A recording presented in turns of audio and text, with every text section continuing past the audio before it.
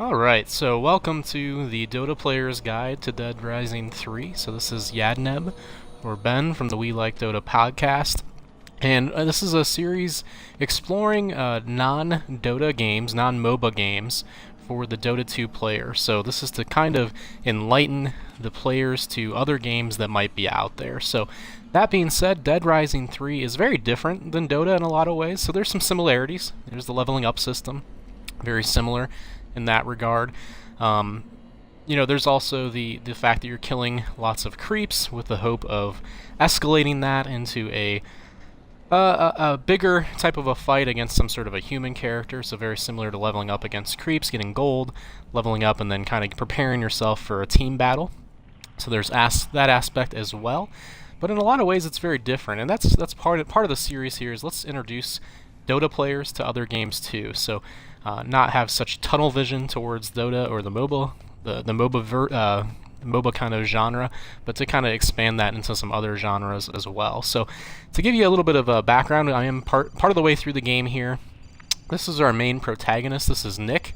He's a mechanic, and like many survival horror type games, this is a very dark game. There's a lot of bad things happening, and it's all about how can I survive. And so Nick, the protagonist, is looking how he can survive, and there's a lot of keys or tools to being able to do that. And so let's look at some of the things we need to prepare for. So if you're trying to survive, we need to have some sort of transportation, and right now we're in a garage, so we're going to start off with getting some sort of transportation to get point A to point B. So I'm going to pull up the map here, and where we're going to try to get to is a safe house. So we might have to clear one out. I don't think I have any cleared out in the area. I'm going to set that as a waypoint here, and we're going to see if Nick cannot maybe get some transportation here so that he can get there a little quicker. So let's see here. You can see there's zombies sneaking up on me, not what you want. There's a combination system, so this is actually... Oh, I've been attacked. There's a combination system, so this is actually a car that I've crafted out of a couple of different cars. As you can see, it's more efficient than a normal vehicle. A normal vehicle is going to be able to be taken out by some zombies, so I decided to craft something that might be a little bit better. And right now, I'm only armed with a tennis racket and a lead pipe, so I'm not very heavily armed. That's why we're going to try to get to one of those safe houses. But let's get into this vehicle. So again, as a mechanic, he can be very resourceful, and that's part of survival, is being resourceful in a zombie apocalypse. So we're going to hop in here. So vehicle's something new to the Dota crowd, not something you have unless maybe you're playing a coddle who has a horse. But this is, again, a way that we can get a little bit faster, kind of like a movement boot, if you will. So a phase boots would maybe be the best example. Just we're looking for some additional speed and additional damage coming out of this as well. So this is very much the phase boots of Dead Rising 3. So you can see the green arrow is going to point me to my objective, so we're going to head over there. This particular vehicle has a gun on it, so let's try that out here. And nothing. And nothing. Let's get closer. There we go. So we can shoot some of the zombies.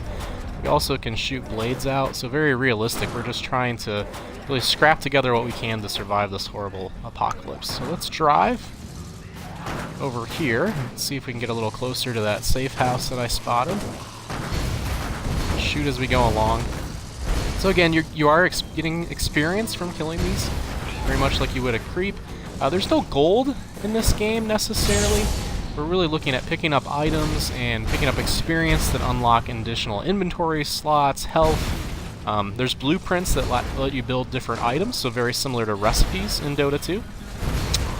So we're going to go ahead, and I think we went past the safe house. It looks like it's right over here. Just going to slowly back up. It's good to be careful in a game like this, because it's all about survival. We don't want to make any big mistakes. So here's the safe house is above here. So let's see what we can do.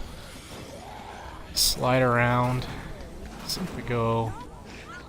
It's a door. I can't get in that door. That's not going to be successful. Let's see if we can climb here.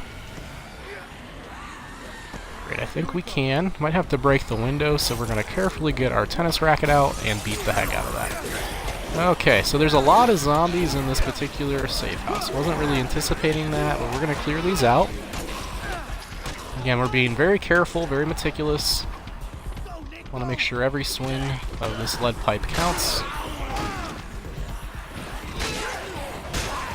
So again, this is kind of tedious. It's like that time in Dota where you're just kind of farming gold. We're just doing it because we have to do it. It's not necessarily the most exciting part of the game, but it's necessary. Okay, so unfortunately I've lost my lead pipe.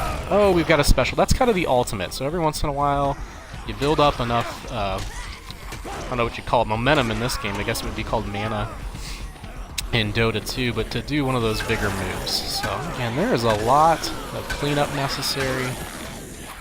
Since I have a tennis racket, one of the things I can do is just shoot tennis balls at people, and you can see it's not as successful as you would want it to be, but that's okay. So we're just going to continue to use the tennis racket this way as the tennis ball thing. Let's try it again. No, that's not going to kill a zombie with a tennis ball, so you got to have the right tools for the job. So, there is not really anything in here I can grab. Let's see here. We'll use a microwave. So again, it's a very dark game. We're being very resourceful with what we have. So if you need to kill zombies with a microwave, that is necessary. So we're going to continue to try to clear this out. I had no idea the safe house would be so full of zombies. This is not a positive experience. Okay.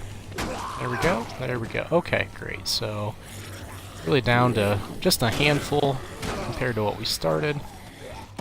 Do one of those special moves again. So again, it's kind of like on a cooldown, but it's actually related to the kill counter on the amount of zombies that you've killed.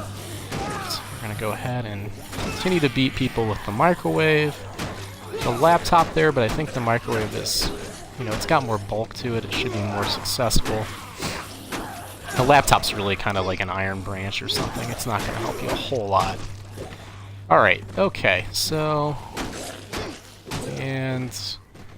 I think we just got a floater there. That one looks dead. So you can see realistic graphics, really immersive. More so than Dota 2, I would say. So we've got a floating zombie there. Kill this zombie. A microwave. There's this one. There we go. That was a good smash there. You can even throw the microwave. So there's a couple different things you can do with each item. So let's try a throw. Oh, we missed. That was horrible, horrible aim. So I'm going to go back to the tennis racket and finish this guy off. So hopefully I can unlock... There we go. Okay, so we've unlocked the safe zone. So this is kind of our fountain, a place to recharge, to get our strength back, to kind of regroup. So there's a couple important things to remember when you're in a zombie apocalypse. So you need to make sure you're wearing the right apparel for the job, and you need to make sure that you have the right tools for the job. So we're going to take care of the apparel portion first. So there's a lot of different options. You want to make sure that what you're wearing is efficient. So let's see here. We've got a couple different shirt options. I would think the most efficient would be probably the Daisy Duke chest. So we're going to go with that. That's going to give you enough coverage to stay warm during the night, but also enough freedom to get the swings off. And then we've got some pants options. I would think, really, I think the plaid slacks should be pretty good for this. I think we're going to go with that. Got some different options on boots. I can't think of anything better than firefighter boots for what we're going to be doing today. And I would say that we probably want to have sunglasses to protect from the glare of the sun since it is daytime. And also a headband just to make sure that we don't get sweat in our eyes, and that becomes very inefficient. So now we've kind of got the clothes on for the job. We're ready to kind of make sure that we can efficiently kill zombies and survive this particular apocalypse. And there's a lot of cosmetic items too. So there's an element of cosmetic items, but the thing to keep in mind with Dead Rising 3 is this is going to impact your ability to kill zombies too. So if I was to go with too heavy of a gear for the shirt, then maybe I'm not going to be efficiently swinging when I'm swinging my tennis racket. See, that was a very efficient swing, and you can imagine how that's going to work if I had a lead pipe again or something along those lines. So again, the right clothing for the job, and let's see what tools we have available. So we're going to go into the weapons locker. The combos are really what you're going to want to go with for the most part. These are stronger weapons. Again, as a mechanic, our friend Nick here has the ability to craft some really good items. They're going to provide him the ability to really make a difference here in his zombie slaying. So I particularly like the flaming sword. That seems like a really good option, so we're going to pick up a flaming sword for him. And I'm going to swap the tennis racket out for something here. So I'm going to drop that. And let's see, there are some guns and that kind of thing available. So I think a boom cannon could be good. It shoots grenades. So let's go with one of those.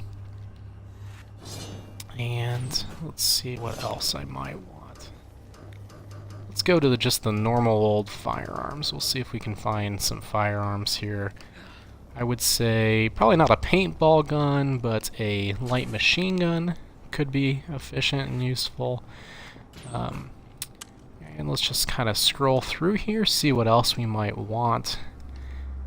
I don't want to forget the RC helicopter. I think that's probably going to be the most useful item here. So we're going to start with the RC helicopter. Go out back on here. We probably have some sort of an objective. We're not overly worried about that today. We're just worried about survival. So let me go ahead and just launch this helicopter here. So I can do a little bit of scouting with this thing. And did I already lose it? This is not going... Okay, that was a little bit of a letdown on the helicopter, so I'm just going to get rid of that. But let's go ahead. We've got a flaming sword. Let's kill some zombies. So again, we're wanting to survive. So we're just going to go ahead and try to survive with the flaming sword. Seems like this is pretty efficient. Yep, that's not working too bad. Actually, let's do this. Let's investigate. Looks like we're close to an objective of some sort here. Let's go ahead and investigate this law office that we're near. I've never done that, but we're near the law office and we're going to see what's going on. So, as you can see, this is a very dark game. Lots of dead zombies. Just all about survival mechanics, all that. So we're going to go and see if this law office has something that can... it looks like we have an attorney here. Let's talk to Carrie. Go ahead and talk to Carrie. And really what we're trying to do, as the protagonist, we're trying to save as many people as possible. So, you know, when you're thinking of the people that you want to have in a post-apocalyptic world, a world that's been destroyed, you really are looking at, you know, I want to rescue attorneys. Maybe actors or actresses are going to be very important for some sort of entertainment purposes, maybe clowns. Those are the type of people that we're trying to rescue to make sure that the world that exists after this is going to continue to be successful and live on after the zombie apocalypse, which obviously eventually there will be a cure to this. That's just how these things go, right? I mean, there's not that many zombies around, at least not in this area, so they should be able to... I mean, I've got a flaming sword. I should be able to basically take everybody out myself, if you think about it. So we're going to go ahead and slice away. Let's try one of our firearms out. So again, right equipment for the job, right outfit for the job. And the goal is essentially to mow away a lot of zombies. So that is kind of fun. Yeah, it's a good time. But I would imagine this is not that entertaining to watch. And so I might actually end the stream already, because I just don't think there's a lot of this that's going to be that entertaining. But Dead Rising 3, as you can see, is very different than Dota 2, but I think it's worth a shot. You know, it's something where if you want to kind of practice your farming efficiency, you can do that in this game. If you want to practice not dying, you know, again, it's a survival horror game. Not dying is going to be a big, important part of this game as well, so that can feed into your Dota skills as well. And then it's about prioritizing or keeping alive the correct people. So just like we're keeping alive clowns and lawyers, in Dota you want to keep alive your main farming, your ones, your twos, your carries, that type of thing. So you can see that that's going to translate for all of you Dota players as well. So again, Dead Rising 3, an introduction